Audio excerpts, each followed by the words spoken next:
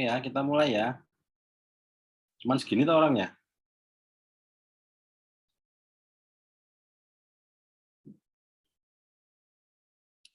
1, 2, 3, 4. 4 orang ya?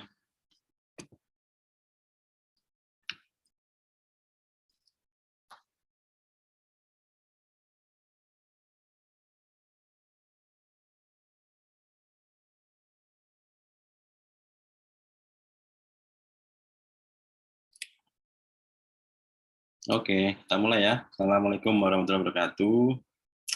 Selamat sore. Selamat sore, Pak. Cewek sendiri ya. Iya nih. Ya, melanjutkan materi yang minggu lalu.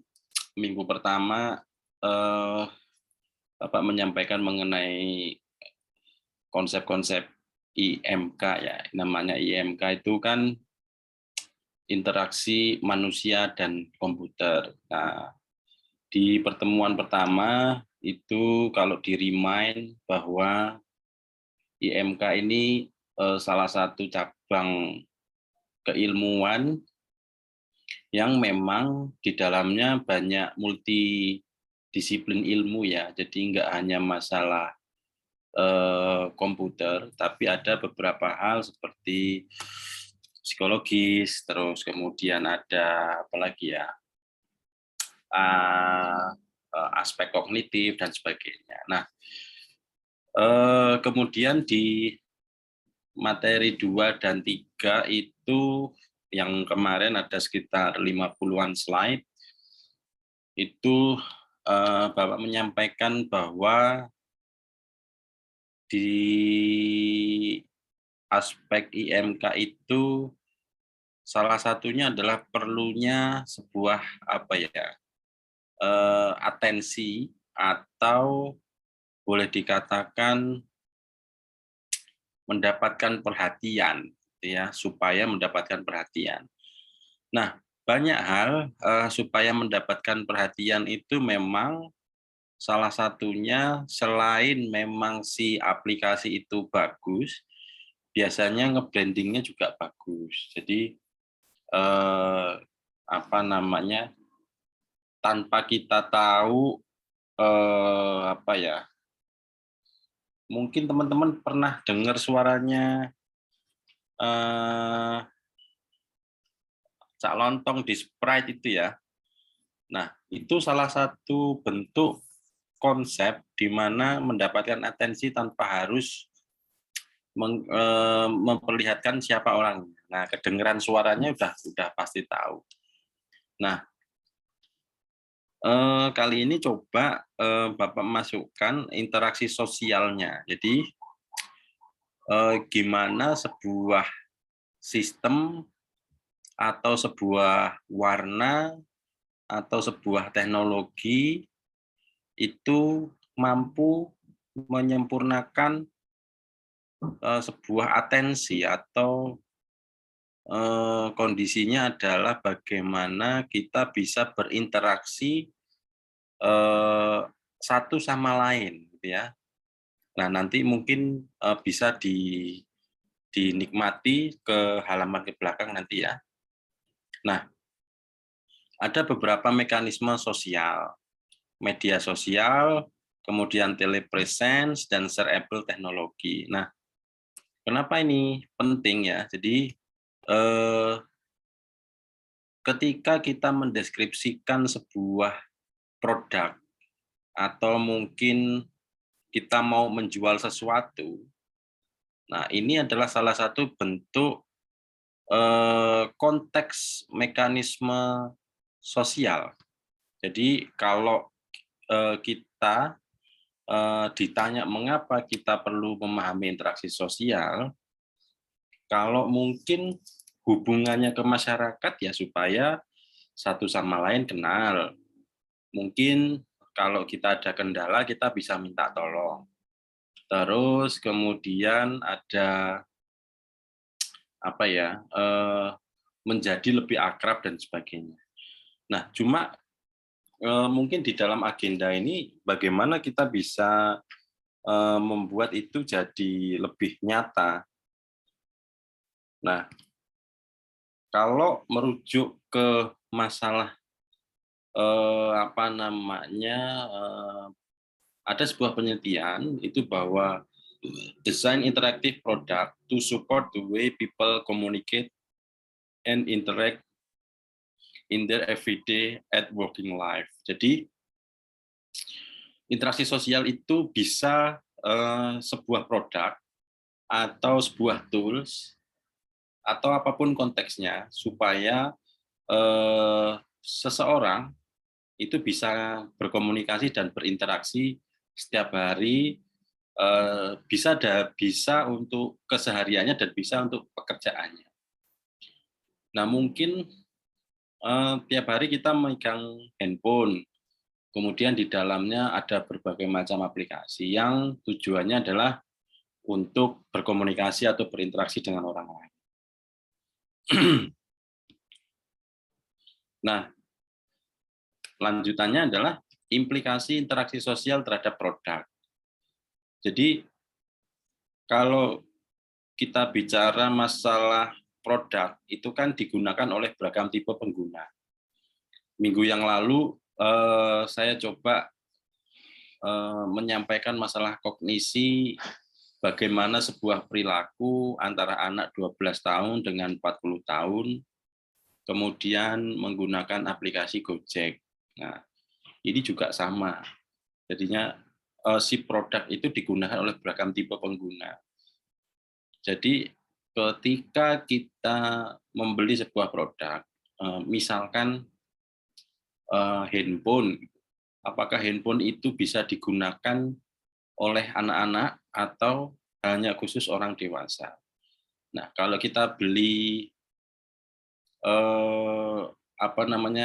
produk-produk yang tidak bisa dibeli anak-anak kan kemungkinan itu sudah beda persepsi ya atau atensi ya. Nah, sehingga ada berbagai macam tipe interaksi dan komunikasi di dalamnya. Jadi bisa halnya terkait dengan spesifikasi, bisa terkait dengan informasi lainnya seperti misalkan ini spare part-nya seperti apa atau mungkin sejenis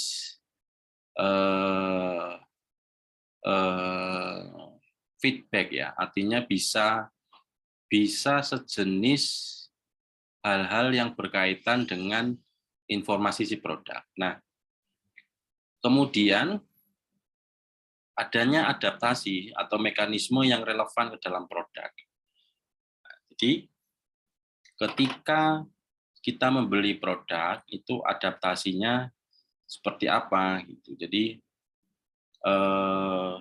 selama ini kan kita beli handphone atau menggunakan sosial media itu kan seperti materi yang sebelumnya Bapak sampaikan bahwa kita nggak pernah diajari untuk bagaimana on off-nya, bagaimana cara foto, bagaimana menambahkan phonebook dan sebagainya.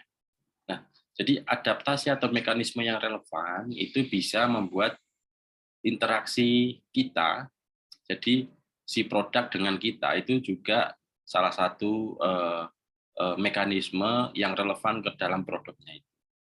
Sehingga produk mendukung interaksi dan komunikasi pengguna. Nah, jadi mereka itu sebetulnya sebuah pabrikan atau mungkin perusahaan itu membuat sebuah item itu tujuannya juga untuk mendukung interaksi dan komunikasi pengguna antara kita dengan dia. Nah, itu salah satunya bisa seperti itu. Next. Oke. Nah, terdapat 4 jenis komunikasi secara umum berdasarkan tempat dan waktu. Nah, sekarang ada beberapa hal terkait dengan di sini mungkin bisa dilihat bahwa di sini ada different time, yaitu asinkronus, kemudian ada same time, yaitu sinkronus. Di aspek lainnya, itu bisa same place, in person, jadi di tempat yang sama atau di tempat yang berbeda. Mungkin penjelasannya ada di setelahnya ini. Oke, different time atau asinkronus, kemudian dalam konteks in person, ini misalkan sesuatu hal yang kita tempel bisa misalnya di kulkas atau mungkin di monitor kita biasanya tertulis catatan-catatan kecil atau di buku yang biasanya kita agendakan untuk kita kerjakan harian, atau mungkin informasi yang kalau dulu kita sekolah ada di mading ya, aduh bahasanya apa tuh, majalah dinding. Biasanya ditempel-tempel di sana. Biasanya seperti itu. Nah, itu different time, same place in person.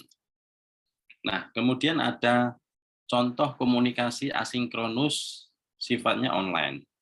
Misalkan mungkin teman-teman pernah menanggapi sebuah tweet di forum santai di sosial media ya, apapun konteksnya. Jadi misalkan mengomentari teman di Facebook, kemudian mengomentari di YouTube, di Instagram, macam-macam konteksnya. Jadi apa namanya contoh komunikasi asinkronus online. Ini gambarnya kelihatan nggak ya?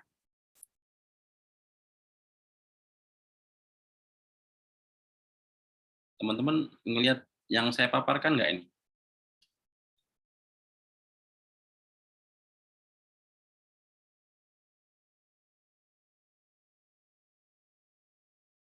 Moga-moga ngelihat ya.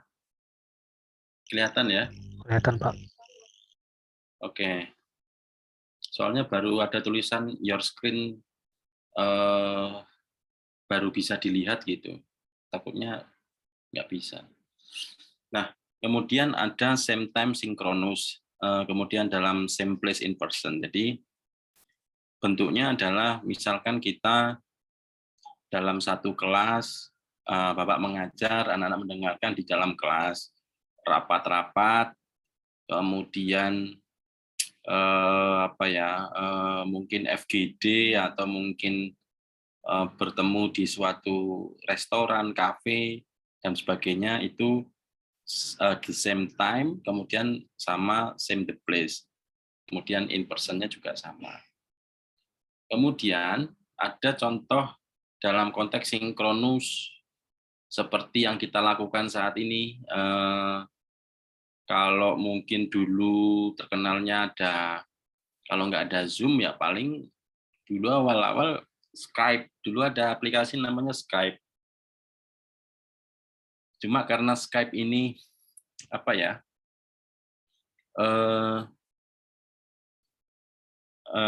berat ya, jadi jarang yang melakukan proses penginstalan Skype. Tapi dulu memang Skype ini satu-satunya aplikasi yang bisa kita gunakan ini dulu.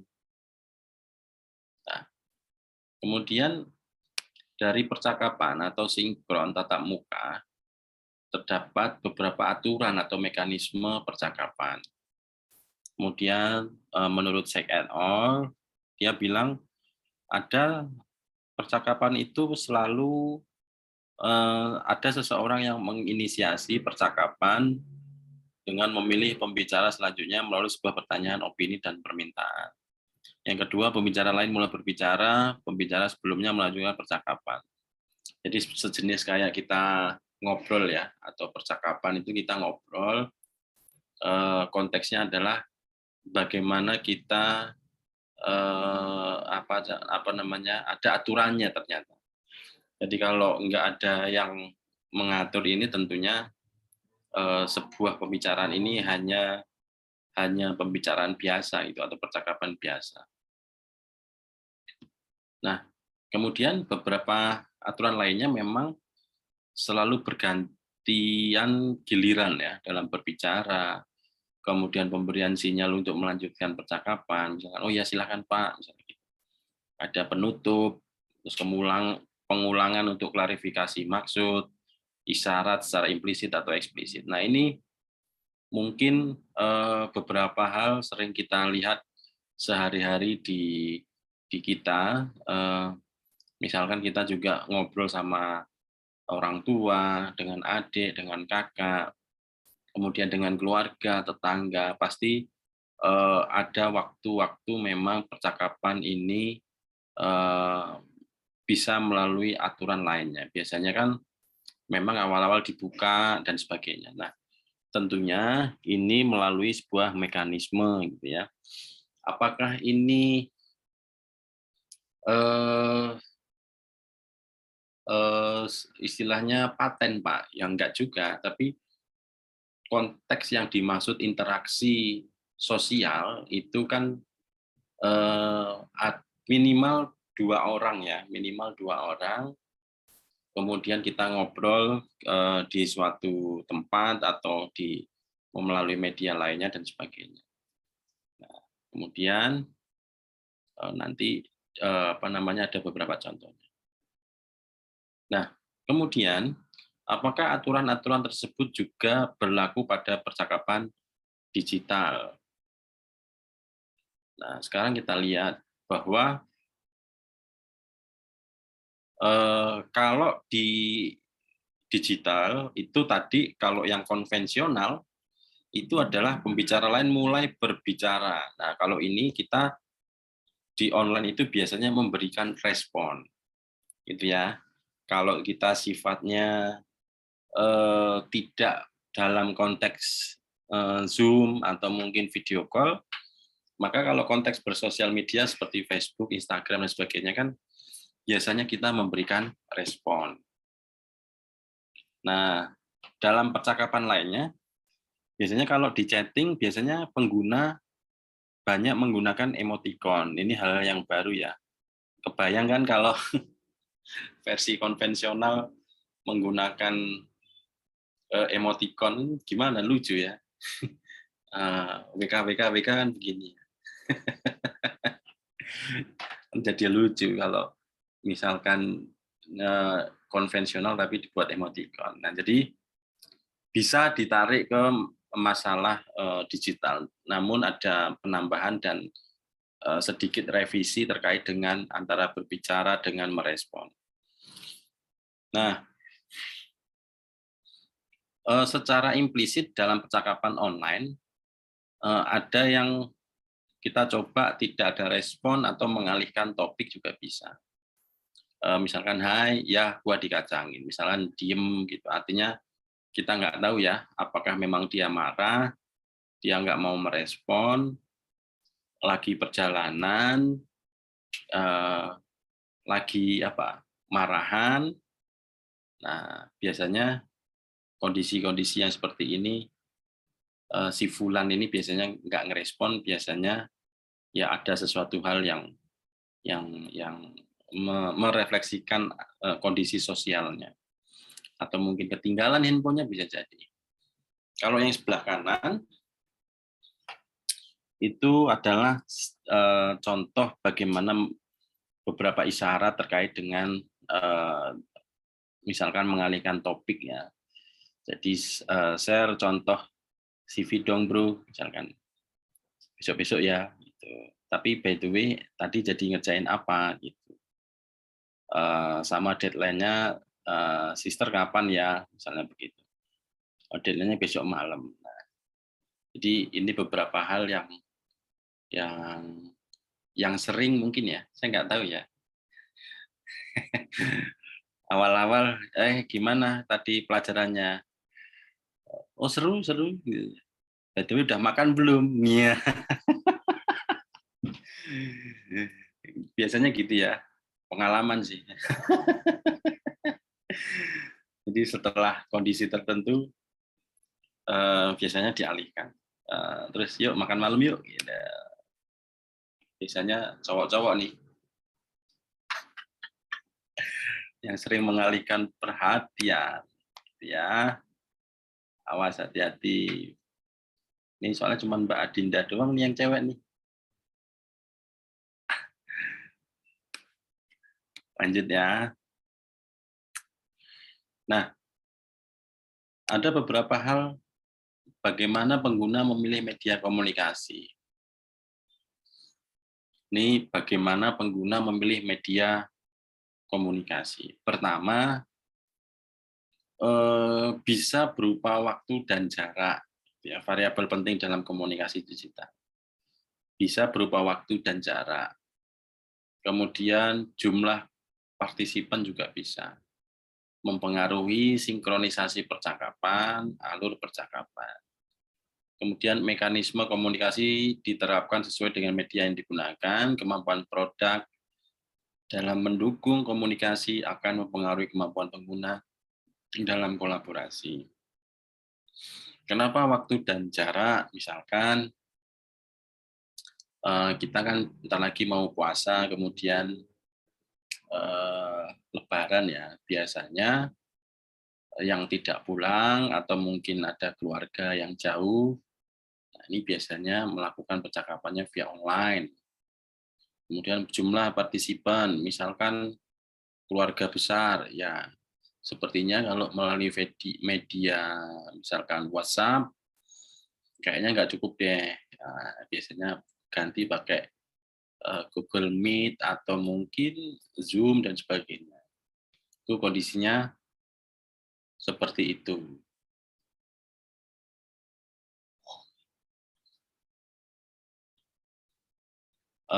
Masuk ke agenda ketiga, ada namanya telepresent. Nah, jadi telepresent itu ada beberapa hal yang perlu diketahui. Yang pertama ada konteksnya, intinya adalah begini, kemampuan teknologi untuk membuat penggunanya merasa hadir selayaknya pada situasi tatap muka. Pada saat kita pandemi sampai dengan hari ini, mungkin secara pertemuan di kampus atau mungkin kegiatan lainnya kita dibatasi ya. Nah, ada satu teknologi di mana yaitu VR atau lebih mungkin teman-teman juga pernah tahu namanya virtual reality. Jadi virtual reality chat. Jadi ada sebuah aplikasi, kemudian kita janjian di aplikasi itu, kita pakai VR, kemudian kita seolah-olah bertemu di tempat itu seperti nyata. Jadi semuanya berkumpul di situ pakai VR, nah seolah-olah bertemu di situ. Kemudian, atau mungkin yang sering kami lakukan, itu biasanya meremote misalkan beberapa komputer seolah-olah kita pemiliknya. Jadi mungkin teman-teman pernah mengalami kadang-kadang Zoom-nya waiting gitu ya. Itu kan biasanya kami perlu nge-remote dulu komputer kita yang biasa kita gunakan untuk Zoom. Nah, jadi seolah-olah memang si komputer itu adalah milik kita. Jadi kita merasa di sampingnya. Biasanya sih kalau enggak model TeamViewer, AnyDesk, kemudian remote desktop controller dan sebagainya. Nah, ini ada beberapa hal. Jadi kalau terkait dengan teknologi, misalkan klien kita di Jayapura dan kita seolah-olah berada di depan komputer di Jayapura itu ya dengan cara remote inilah seolah-olah. Kadang-kadang kan kita membayangkannya juga agak susah. Nah, jadi misalkan kita kalau mungkin menampilkan objek virtual ya, virtual reality. Kalau nggak kebayang, coba Bapak carikan YouTube-nya ya. virtual reality meeting. Ada kok, kalau nggak salah ya. Di virtual reality meeting.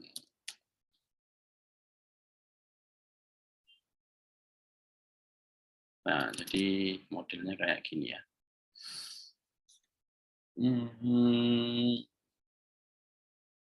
Mungkin bisa sambil Hai dilihat. guys, balik lagi sama gue Audrey. Tahu nggak guys, game. Hi and welcome to MRTV.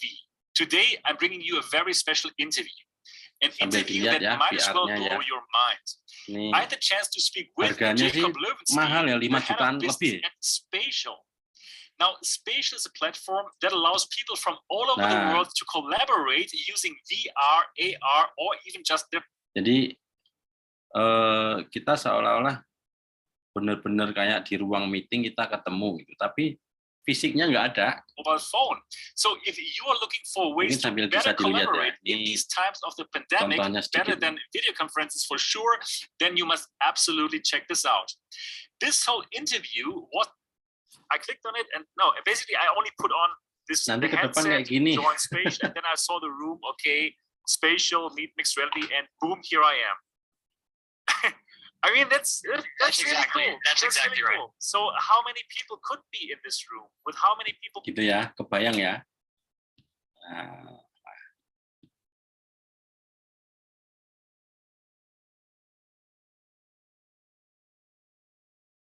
ada juga yang namanya VR chat dari Steam, konsepnya sama, cuma avatarnya bisa di custom aja. Ya, ada, betul. Nah, lanjut ya, kurang dikit nih, nanti ada sedikit contoh-contohnya. Nah, dari sini kita bisa melihat bahwa interaksi itu lama-lama konsepnya bisa dengan seperti ini. Kebayang nggak? Nanti kita rapat RT pakai VR. Ya kayaknya sih bisa mungkin, bisa enggak ya. Artinya kalau di desa-desa kayaknya nggak mungkin ya. Tapi kalau di kota-kota besar, perusahaan, misalkan yang multinasional dan internasional, mungkin ya. Mungkin akan terjadi hal-hal yang seperti ini. Jadi kita meeting seolah-olah kita bersama, tapi fisiknya nggak ada. Nah, di sini ini menu terakhir ya, ini shareable teknologi. Jadi kemampuan teknologi yang digunakan bersamaan dalam satu waktu. Dalam konteks telepresent atau membuat komunikasi digital lebih hidup, itu ada beberapa konteks mekanisme dalam co-presence, yaitu pertama terkait dengan shareable interface, jadi lebih kelihatan user friendly, kemudian ada kelihatan secara fisiknya gitu ya. Kemudian ada juga terkait dengan koordinasi fisik gitu ya. Kemudian juga ada awareness-nya. Nah, misalkan kita mau implementasi co-present, misalnya virtual visit to Mars,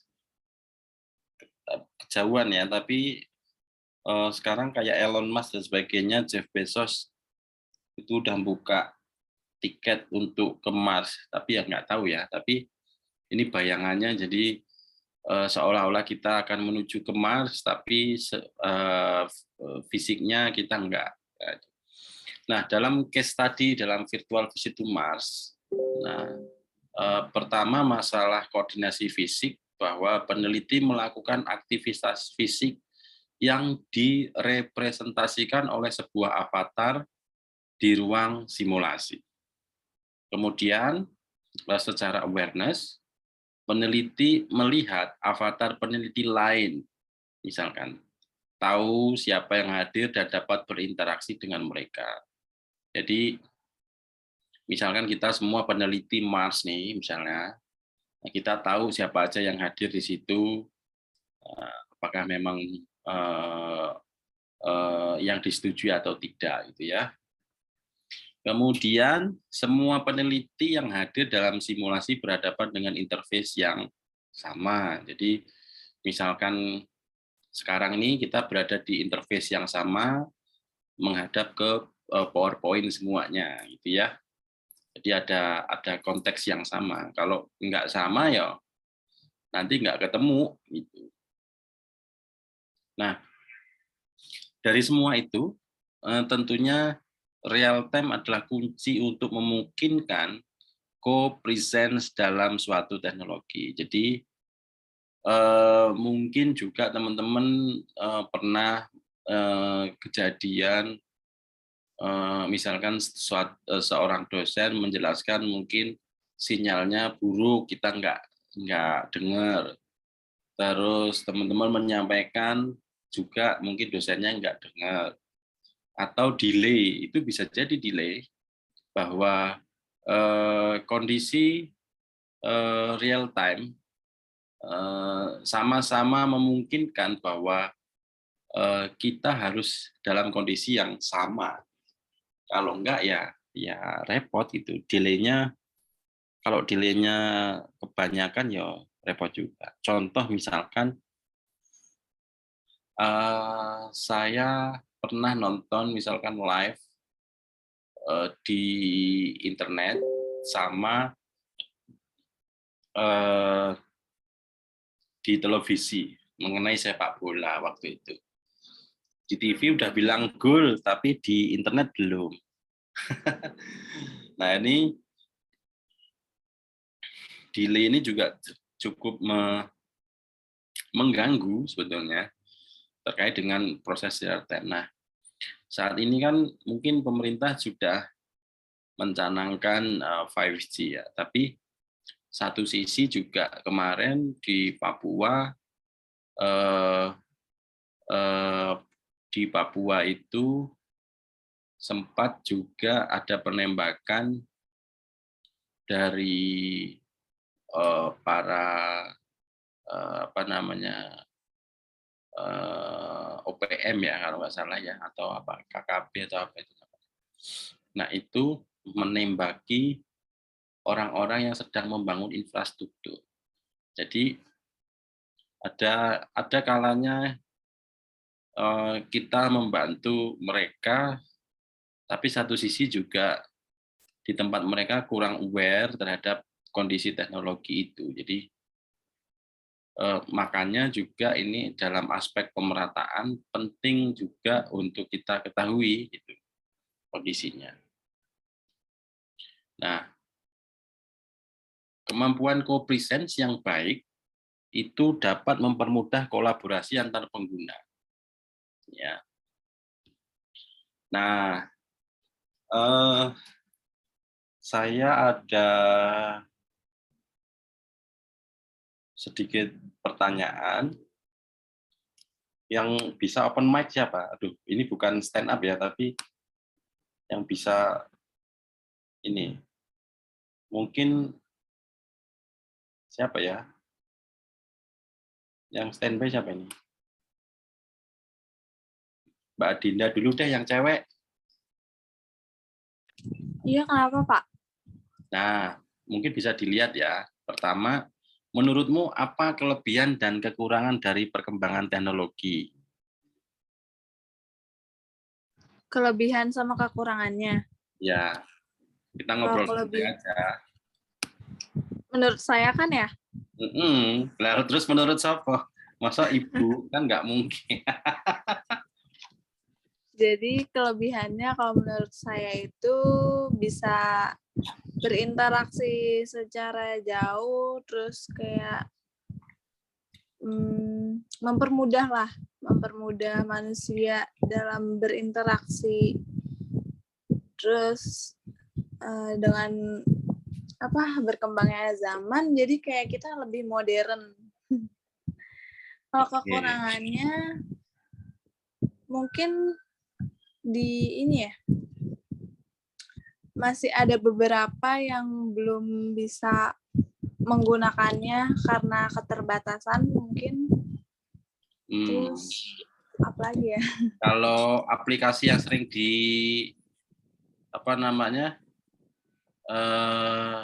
yang sering digunakan apa, Mbak? Sosial media itu kayak Instagram, WhatsApp, Line. Terus kenapa begitu berkesan aplikasi itu? Karena bikin candu. Nah, Kayak bikin candunya itu kenapa, Mbak? kayak menarik gitu kan, menarik perhatian, kayak ada lagi yang baru gitu kan. Nah, Terus kayak ya cara kita untuk berkomunikasi dengan seseorang juga kan kita menggunakan aplikasi untuk saat ini. nah, maksud saya begini, ketika Mbak Adinda menggunakan aplikasi itu kan tentunya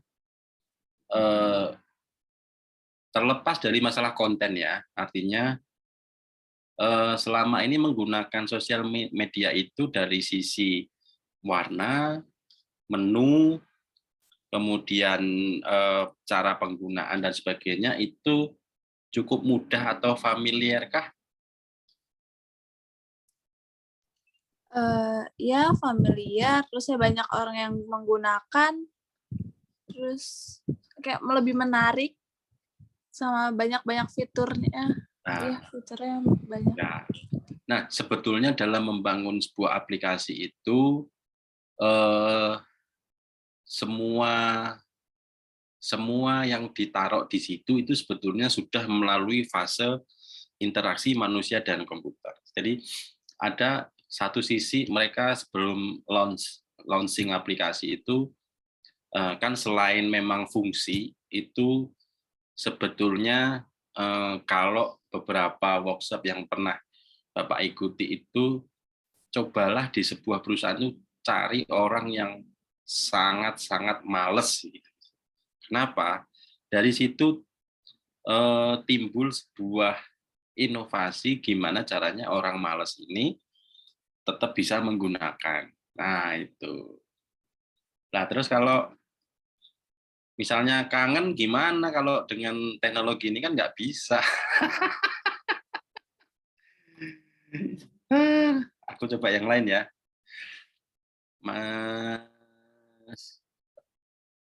Mas Ulin Nuha bisa nggak speakernya?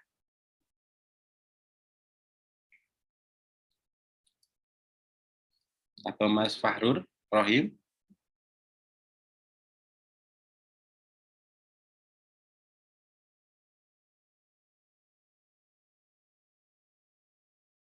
Ada kemana nih? Atau Mas Soleh? Lu di mana Mas Bro? Halo, halo. Nah, Mas Rohim dulu deh. Ayo Mas, kita ngobrol santai nih. Kenapa ini? Jadi menurut Mas Mas Rohim, kalau terkait dengan kelebihan dan kekurangan dari sebuah teknologi itu apa? Kalau kelebihan tuh kalau menurut saya mungkin pendapatan informasi jadi lebih cepat juga untuk bisnis jual beli juga lebih mudah gitu. Jadi mendapatkan informasinya lebih cepat. Ya, terus Kalau jual dulu belinya mungkin bisa gampang gitu. Kalau dulu mungkin kita sering ngirim pakai pos ya. Ya, kalau kekurangan mungkin bisa bilang orang-orangnya jadi lebih males, Pak. Karena aksesnya lebih gampang, jadi mereka jadi tambah males gitu. Bisa jadi, tapi juga mungkin dari kekurangannya aspek ini ya, literasi atau kan banyak hoax ya, hoax, kemudian pornografi, terus kemudian pembajakan, Ya betul. Banyak hal lah. Nah, ya banyak efek negatifnya juga. Nah, itu sebetulnya kesalahan teknologi atau manusianya?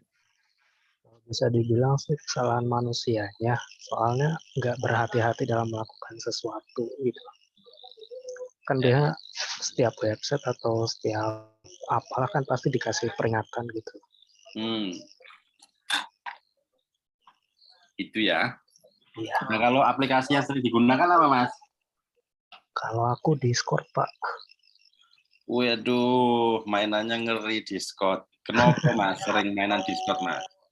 Soalnya bisa ketemu orang luar gitu, enak, bisa ngobrol bareng kan, bisa ngelatih Inggris juga. Soalnya saya dari dulu mainannya sama orang luar juga, entah itu Australia, entah itu Jepang, kadang Discord-nya enak aja. siapa yang sering digabungkan, Mas? Banyak sih. Tapi Sampai aspek saya juga apa biasanya? Yang sering gabung biasanya dalam komunitas apa yang di Discord itu? cuma komunitas orang-orang ini aja sih, Mas, orang-orang yang apa sih namanya, kayak Japanet yang dulunya orang Jadi Indonesia pergi orang-orang ke teknologi Jepang. ya, Habis itu Java. kayak cuma perkumpulan. Kan saya juga udah punya komunitas sendiri dari 2017 sampai sekarang. Jadi pada ngumpul di situ, pada ngobrol bareng. Ya. Bagus itu. Sekaligus melatih bahasa Inggris ya. Tapi Discord Ya, Indonesia ada juga kan? banyak. Ya. Menarik. Ya, Kalau tadi pagi itu apa ya? Ada teman-teman yang hobinya itu membaca novel. Wattpad apa ya? Sebentar ya. Saya juga baru dengar tuh. Wattpad. Tapi yang seneng sih ya. Kalau yang nggak seneng agak susah nih. Nah, ini. Jadi, Wattpad. Saya dulu ya, pernah bikin satu cerita di situ juga. pernah. Pernah, cuma lupa akunnya apa, udah berapa chapter gitu. Aku malah baru tahu gitu. Kalau nonton film oke, cuma jarang ya. Artinya saya baru ngelihat bahwa oh ternyata ada juga ya begini. Misalkan terkait dengan kita mau baca-baca gitu ya. Itu Wattpad tuh selain bisa dipakai buat kayak baca-baca novel atau buatan orang, itu sebenarnya bisa buat SEO juga itu. Oh ya, Ya, jadi dulu tuh saya PKL SEO-nya di Wattpad juga, Wattpad, Medium, banyak lain-lain lah. yang Medium punyanya Pak Ono itu ikut nggak? Medium.com itu, nah ya itu. Iya, ada itu. Kemarin Pak Ono juga nulis di sini juga kalau nggak salah. Ono apa yang kemarin dia?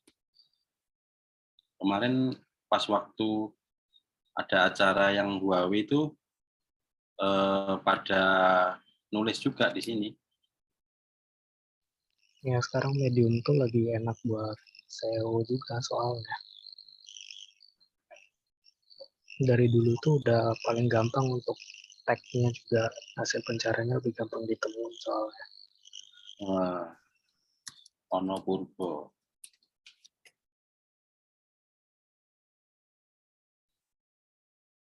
Apa ya kemarin tuh ya? Lupa saya. Pokoknya kayaknya pernah nulis deh. Semalam kirim email. Oke, thank you Mas sharingnya. Mas Soleh, di mana nih Mas Soleh? Siap, saya Pak. Apa nih Mas Soleh kelebihan dan kekurangan aplikasi Mas Soleh? Kelebihan dan kekurangan aplikasi, kalau kelebihannya menurut saya yang pertama kita mudah berinteraksi walaupun dengan jarak jauh. Seperti kita menggunakan Zoom ini. Zoom ini sangat berguna buat kita di saat PPKM ini ya, untuk melakukan kegiatan belajar mengajar. Terus kekurangannya ya mungkin terkendala karena sinyal ataupun cuaca alam, Pak. kalau kekurangan teknologi, kalau itu mungkin aspek ini ya, salah satu aspek infrastrukturnya ya, tapi lebih ke dampak sih, Mas Soleh. Jadi dampak dari teknologinya itu. Tapi kalau faktor cuaca itu lebih kepada aspek non teknis ya, artinya yang itu di luar teknologi aspek kekurangan teknologi gitu. Jadi bisa kalau yang tadi yang disampaikan dalam PowerPoint kan memang kondisinya harus real time. Nah, cuma kehadiran teknologi itu seperti yang disampaikan Mas Rohim tadi bahwa banyak hal sama Mbak Dinda itu artinya dari aspek kekurangan teknologi itu salah satunya memang orang jadi akan lebih males, kemudian kalau bagi orang tua ya, apalagi bentar lagi kayak pemilu nih, biasanya kan sering share-share yang nggak jelas ya. Si presiden ini begini dan sebagainya, jadi orang nggak mau milih dan sebagainya. Nah ini salah satu memang bentuk kekurangan teknologi. Jadi kayak misalkan kita punya anak, terus kita nggak mungkin tiap hari memonitoring si anak gitu ya dari aspek teknologi. Biasanya kalau yang biasa dilakukan biasanya kalau misalnya YouTube ya YouTube Kids gitu ya. Saya melarang bahwa anak saya punya aplikasi TikTok karena filteringnya susah gitu. Jadi ini bisa jadi kekurangan dari sebuah teknologi karena ketika ada konten-konten yang dewasa dan kita nggak bisa hadir untuk menemani, ini cukup berbahaya. Nah, jadi lebih ke sana Mas Soleh. Siap, Pak. Terus kalau aplikasinya apa Mas Soleh yang sering digunain Mas Soleh? Aplikasi saya yang sering digunakan itu ya jarang menggunakan aplikasi Pak, kecuali WA ataupun IG juga cuman melihat informasi aja Pak. Berarti WhatsApp nih. Ya, dengan WhatsApp. Kenapa lebih menggunakan WhatsApp? Kan ada Telegram. Kalau menurut saya memang kebanyakan kan sekarang masyarakat lebih tahunya WhatsApp, Pak. Android Studio and Ubuntu 21.10. Ini bunyi apa ini? This article is the author's notes while struggling to integrate HMS Core. Oh, yang tadi dibaca ternyata. Lanjut, Mas Soleh. Ya, kalau menurut saya karena WhatsApp itu memang lebih inilah Pak, lebih mudah karena sudah banyak juga yang menggunakan. Baru setelah WhatsApp kalau nggak salah, lalu muncul yang namanya Telegram atau apa. Orang lebih mengenalnya baik itu yang udah agak sedikit gaptek, lebih mengetahuinya di WhatsApp Pak. Ya, jadi banyak yang digunakan WhatsApp itu. Jadi mungkin yang dimaksud adalah karena mungkin WhatsApp lahirnya lebih dulu dan dikenal lebih dulu mungkin ya. Iya betul Pak. Oke, kalau andaikan ada mungkin Telegram lebih dulu, mungkin Telegram kali ya. Bisa jadi Pak. Ya. Nah, jadi memang kalau yang minggu kemarin saya kok belum menerima ini ya. Minggu kemarin tuh saya menyampaikan ini nih. Mana sebentar ya. Ada sedikit tugas kemarin tuh. Ini jam, oke 5 menit aja deh.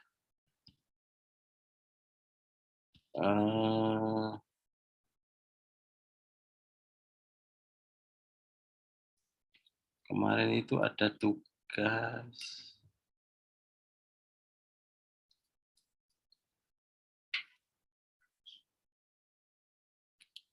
Ini sebentar.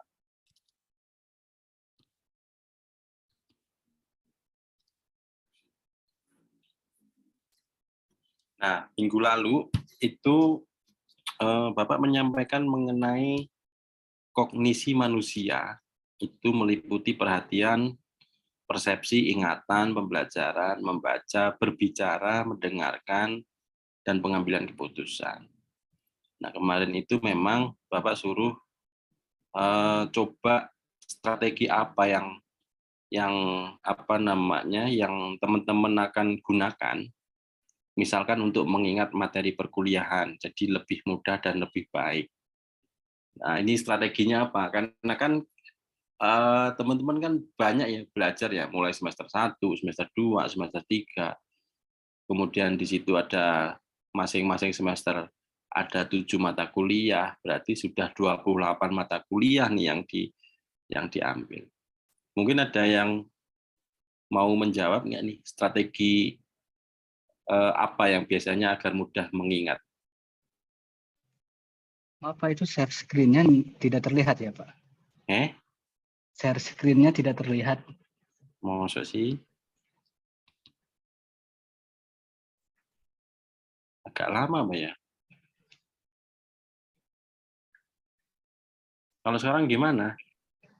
Masih belum terlihat Pak. Waduh. Nah, terus disuruh gimana nih?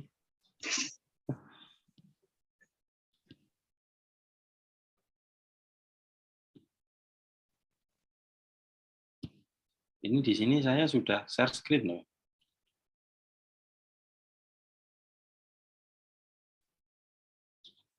Tapi di tempat saya ini ya tidak terlihat share screen-nya Pak. Hanya tulisan saja.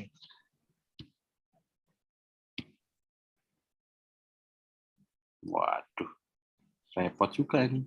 Ya intinya gitu. Jelaskan strategi yang digunakan untuk mengingat atau apapun konteksnya ya, menjadi lebih. Kalau mungkin hutang kita lupa tuh mengingatnya. Tapi yang diutangi ingat gitu. Nah, kira-kira kalau dalam materi perkuliahan supaya lebih mudah apa nih? Yuk, 5 menit aja yuk, terus kita tutup nih.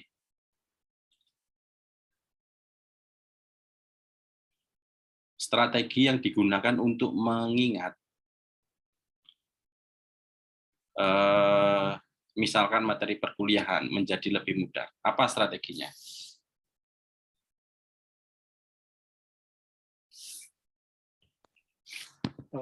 Kalau saya Pak,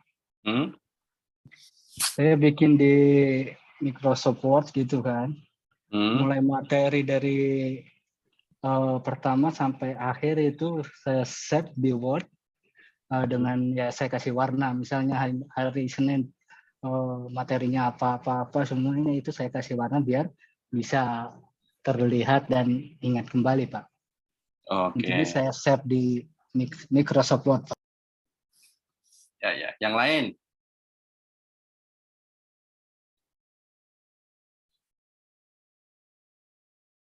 Tadi Mas Soleh bilang saya diwarnain Pak. Kalau yang lain gimana nih untuk mempermudah mengingat materi perkuliahan?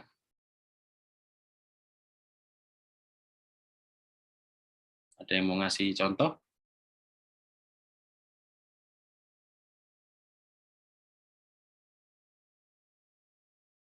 Atau nanti di ini aja ya, di Telegram ke Bapak ya.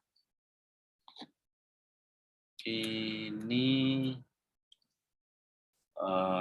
sebentar.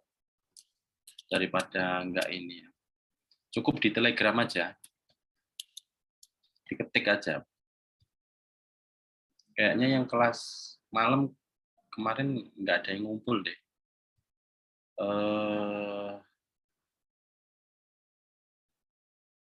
Nanti kirim ke, kalau nggak ngelihat di e-learning ada. Nah, ini saya ketik di situ, nanti dikirim ke sini ya.